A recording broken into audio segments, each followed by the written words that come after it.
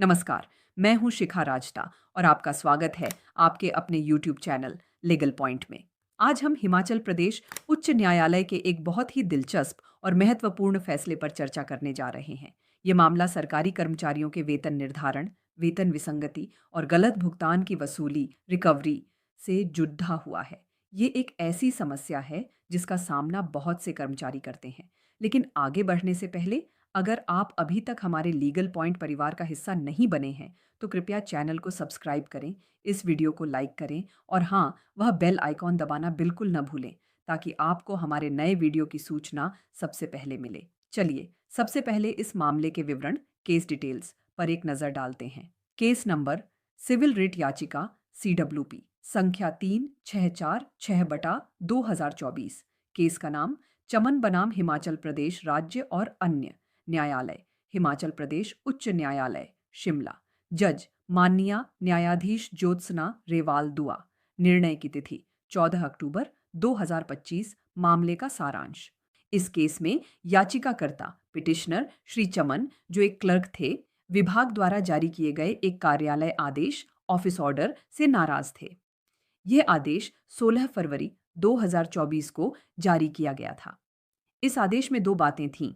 एक, याचिकाकर्ता का वेतन कम करके उनके तत्काल सीनियर रिस्पॉन्डेंट नंबर 4 के बराबर कर दिया गया था। दो, उन्हें पहले जो अतिरिक्त वेतन एक्सेस पेमेंट मिल चुका था, उसकी वसूली का आदेश भी दिया गया था। यह पूरा विवाद तब शुरू हुआ जब सरकार ने हिमाचल प्रदेश सिविल सेवा संशोधित वेतन नियम 2022 लागू किए। इन नियमों के साथ 10 फरवरी 2022 को कुछ निर्देश भी जारी किए गए, जिनमें 15% की वृद्धि का लाभ देने की बात कही गई थी। याचिकाकर्ता चमन और उनके सीनियर प्रतिवादी संख्या 4 दोनों ही क्लर्क के पद पर नियुक्त हुए थे। हालांकि सीनियर की नियुक्ति याचिकाकर्ता से पहले हुई थी। समस्या तब हुई जब नए वेतन नियमों के तहत विकल्प ऑप्शन चुनने की बारी आई। याचिकाकर्ता जूनियर ने 20 अक्टूबर 2021 से 15% वृद्धि का विकल्प चुना, जिसे उन्होंने अपनी प्रमोशन की तारीख माना। इससे उनका वेतन 37,700 रुपये तय हो गया, जबकि उनके सीनियर प्रतिवादी संख्या 4 ने 22 अक्टूबर 2018 से विकल्प चुना और उनका वेतन 33,300 रुपये तय हुआ। नतीजा यह हुआ कि जूनियर कर्मचारी याचिकाकर्ता का वेतन अपने सीनियर कर्मचारी से अधिक हो गया। जब सीनियर कर्मचारी ने इस वेतन विसंगति पे एनोमली के खिलाफ विभाग में शिकायत की, तो विभाग को अपनी गलती का एहसास हुआ।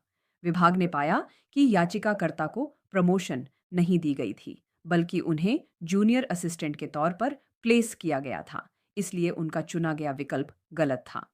इसी के चलते विभाग ने 16 फरवरी 2024 को वह आदेश जारी किया, जिसने याचिकाकर्ता का वेतन कम करके सीनियर के बराबर कर दिया और अतिरिक्त भुगतान की वसूली के निर्देश दिए।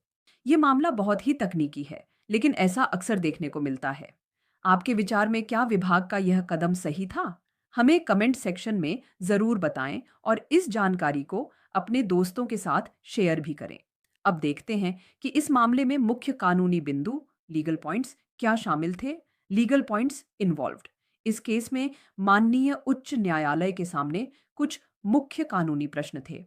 वेतन विसंगति का सिद्धांत। क्या एक जूनियर कर्मचारी नए वेतन नियमों के तहत किसी विकल्प ऑप्शन का प्रयोग करके अपने सीनियर कर्मचारी से अधिक वेतन प्राप्त कर सकता है?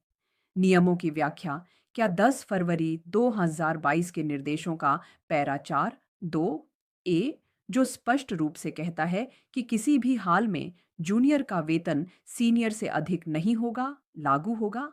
गलत वेतन निर्धारण का सुधार। यदि जूनियर का वेतन गलती से सीनियर से अधिक तय हो गया है, तो क्या सीनियर का वेतन स्टेप अप करके जूनियर के बराबर किया जाना चाहिए, जैसा कि याचिकाकर्ता का तर्क था, या जूनियर का वेतन कम करके सीनियर के बराबर लाया जाना चाहिए, जैसा विभाग ने किया? अतिरिक्त भुगतान की वसूली। क्या विभाग द्वारा की गई गलत वेतन निर्धारण के कारण कर्मचारी को हुए अतिरिक्त भुगतान की वसूली कर्मचारी से की जा सकती है, जबकि इसमें कर्मचारी की कोई सीधी गलती या धोखाधड़ी न हो? माननीय न्यायाधीश ज्योत्सना रेवाल दुआ ने दोनों पक्षों को सुनने के बाद एक बहुत ही महत्वपूर्ण और संतुलित फैसला सुनाया। एक, वेतन कम करने का आदेश सही ठहराया गया। न्यायालय ने माना कि विभाग द्वारा याचिकाकर्ता जूनियर का वेतन कम करके उनके सीनियर के बराबर करने का निर्णय बिल्कुल सही था। कोर्ट ने कहा कि 10 फरवरी 2022 के निर्देश, जिनके तहत याचिकाकर्ता ने 15% लाभ का विकल्प चुना था, उन्हीं निर्देशों के पैरा 4(2)(a) में यह स्पष्ट लिखा है कि जूनियर का वेतन सीनियर से अधिक नहीं हो सकता। यदि ऐसा होता है तो जूनियर के वेतन को ही कम करके सीनियर के स्तर पर लाया जाएगा। 2, रिकवरी वसूली के आदेश को रद्द किया गया। यह इस फैसले का सबसे महत्वपूर्ण हिस्सा है। न्यायालय ने वेतन कम करने के आदेश को तो सही माना, लेकिन अतिरिक्त भुगतान की वसूली, रिकवरी करने के आदेश को रद्द, क्वाश एंड सेट असाइड कर दिया। वसूली रोकने का कारण, कोर्ट ने स्पष्ट किया कि याचिकाकर्ता को जो अतिरिक्त भुगतान मिला वह उनकी किसी गलती, फॉल्ट या धोखाधड़ी के कारण नहीं मिला था। यह अतिरिक्त भुगतान विभाग रिस्पोंडेंट्स की अपनी गलती के कारण हुआ था, क्योंकि विभाग ने याचिकाकर्ता द्वारा दिए गए गलत विकल्प को ही गलत तरीके से स्वीकार कर लिया था। अतः जब गलती विभाग की हो तो कर्मचारी से उस अतिरिक्त राशि की वसूली नहीं की जा सकती। तो दोस्तों, यह थी आज की कानूनी जानकारी।